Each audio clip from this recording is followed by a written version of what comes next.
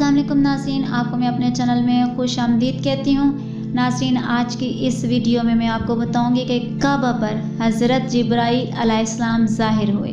तो वीडियो का आगाज़ करते हैं।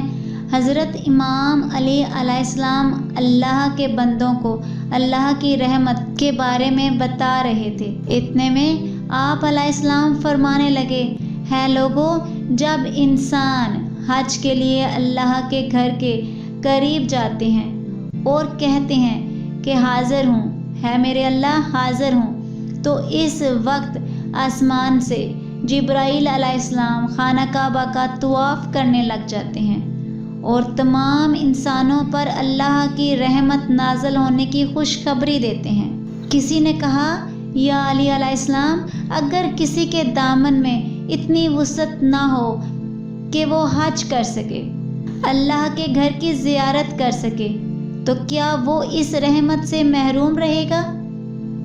तो इमाम अली अलैहिस्सलाम ने फरमाया, जो इंसान किसी मजबूरी के तहत हज से महरूम रहे, वो हज के दिन 5 वक्त की नमाज पढ़े और मगरिब और इशा के दरमियान आसमान को देखकर 27 मरतबा इस सदा को बुलंद करे कि हाज़िर हूँ, है मेरे अल्लाह हाज़िर हूँ, और फिर 27 मरतबा सूरह फातिहा पढ़े और अल्लाह से दुआ मांगे, तो जिब्राईल अमीन वो रहमत जो आसमानों से ज़मीन की तरफ लेकर आएंगे, वो इस इंसान और इसके घर पर भी नाज़िल करेंगे, और यूँ वो इंसान अपनी सारी दुआओं को कबूल करवा देगा और अपने घर में रहमत और अल्लाह की बरकत को पाएगा।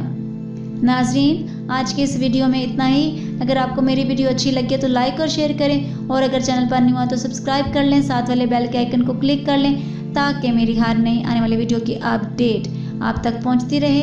Thanks for watching.